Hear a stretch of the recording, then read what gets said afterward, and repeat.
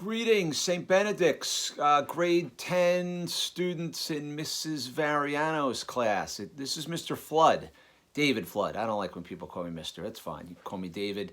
I connected to Mrs. Variano through Facebook, and she sent me a nice note through Facebook that she uses my videos to teach all of you as topical discussions. So I am flattered that my videos are shared in your class, and in your school.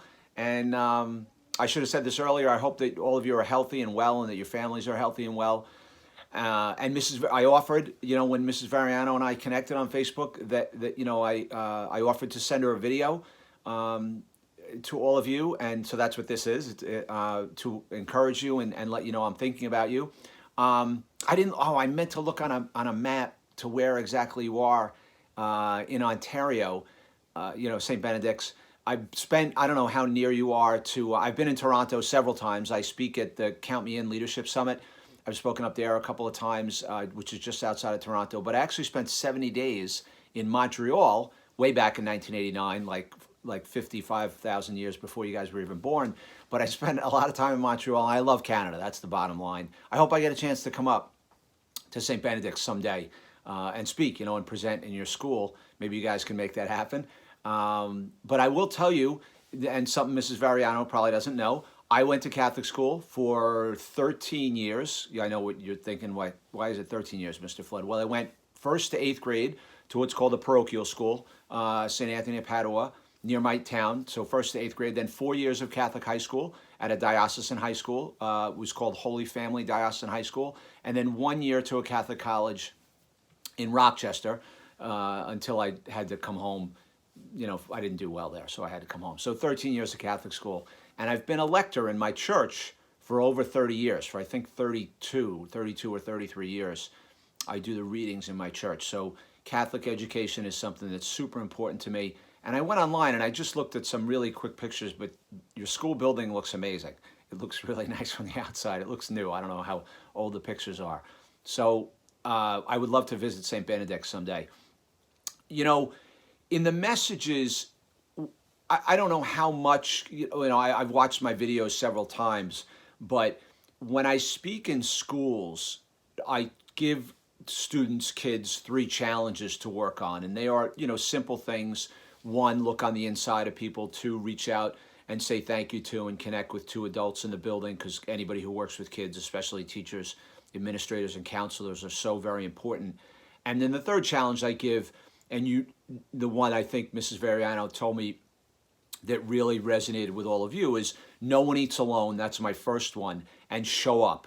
I'm sure you've seen both videos where I talk about the hockey story with my son Justin, and how he was eating alone in middle school and high school. So that's one challenge. And then I told that new story about kids showing up for him on Halloween when he was in 6th grade and taking him trick-or-treating. So all 4 of those challenges are so applicable now.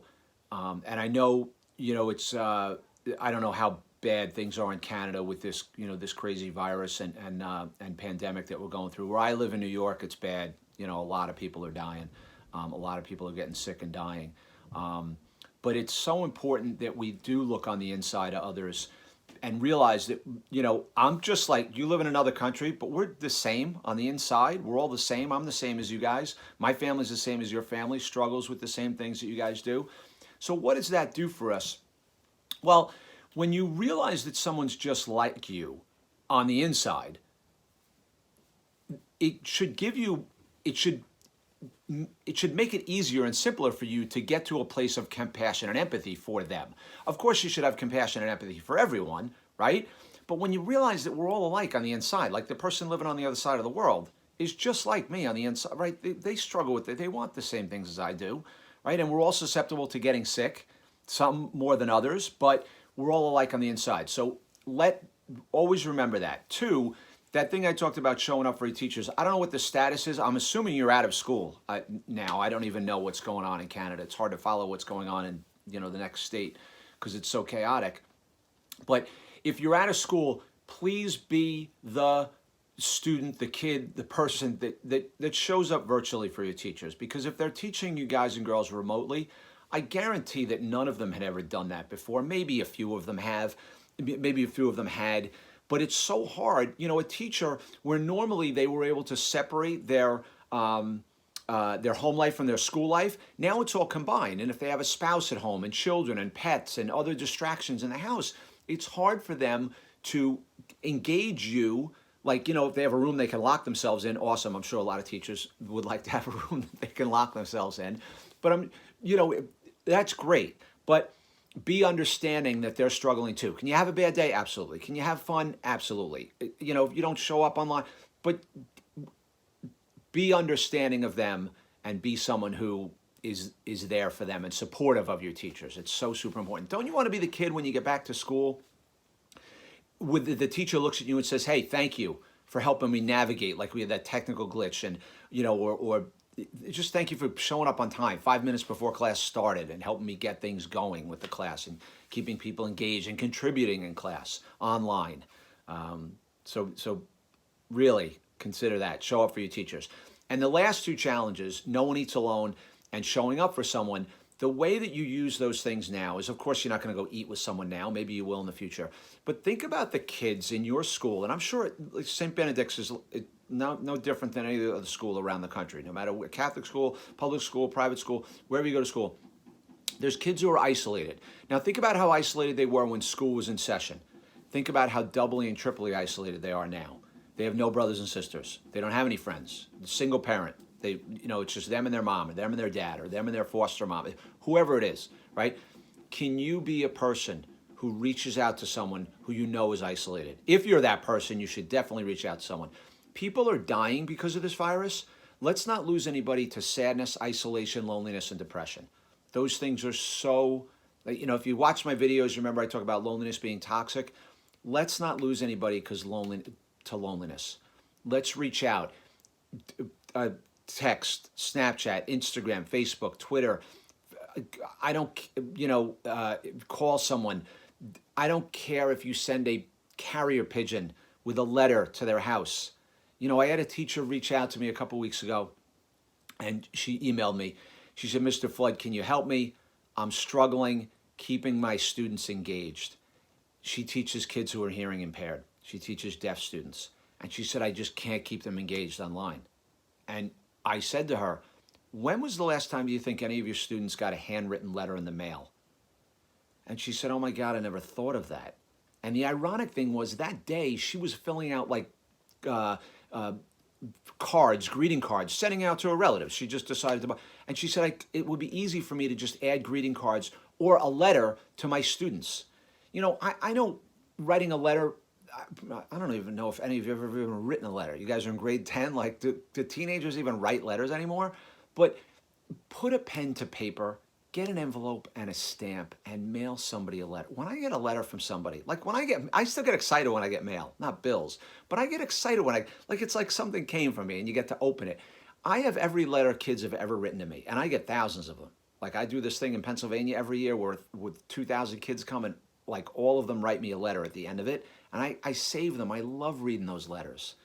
Put a pen to paper and send somebody a letter. Don't you want to be the person when you come out of this that somebody points to you and says, "Hey, I remember what you did for me during the isolation, during that pandemic." And the last thing I would say to you, grade 10 students at St. Benedict's, is how do you want to, I would ask you a question. How do you want to come out of this? How are you going to come out of this? Are you going to come out of this worse, the same, or better? And what do you mean better? Well, you can come out of this a better person, not better than anyone else, but a better version of yourself. If you do a few things, self-improvement, you read more, you pray more, you meditate more, you connect more, you forge stronger bonds with your friends, your family, and people that you normally wouldn't have connected with. You have no distractions now. There's no soccer, lacrosse, field hockey, softball, tennis, swimming. I don't know how long you guys play hockey in Canada, like 24/7, 365 days a year, right? There's no hockey.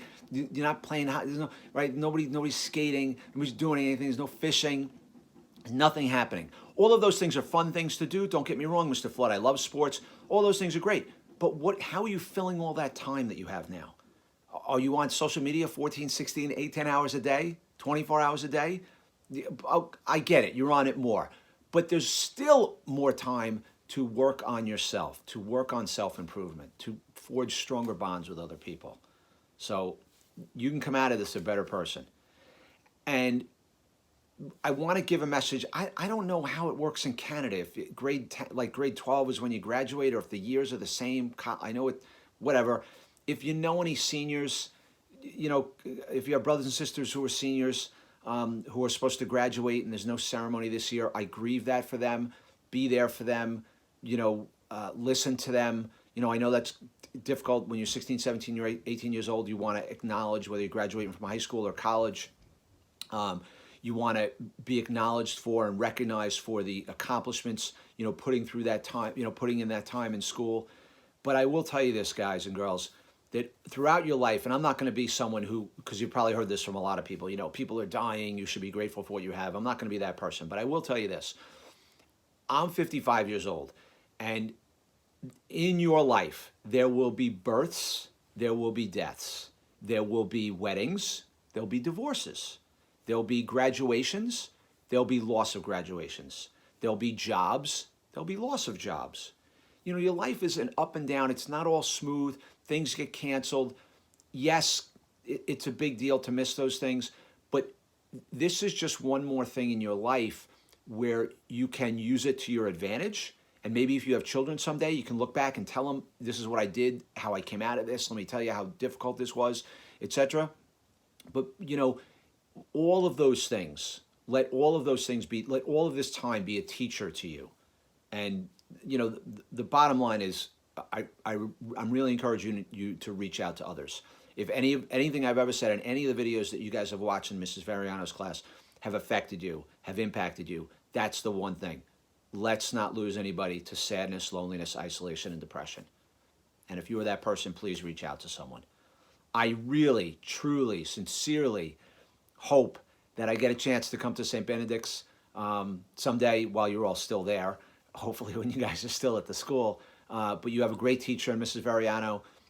Just the mere fact that she reached out to me and connected with me and flattered me by telling me that all of you watch my videos and you use those for class discussion things. I'd love to. And if I can't come to your school, I will at a bare minimum do this. We'll do a Zoom session or a Skype session where I'll come on and you guys can ask me questions. You guys and girls can ask me questions, and we'll have a little learning period there. But I'd really love to come to St. Benedict's and meet all of you someday in the very near future. Be well, stay healthy, take care of your family and friends, and reach out to someone who's isolated.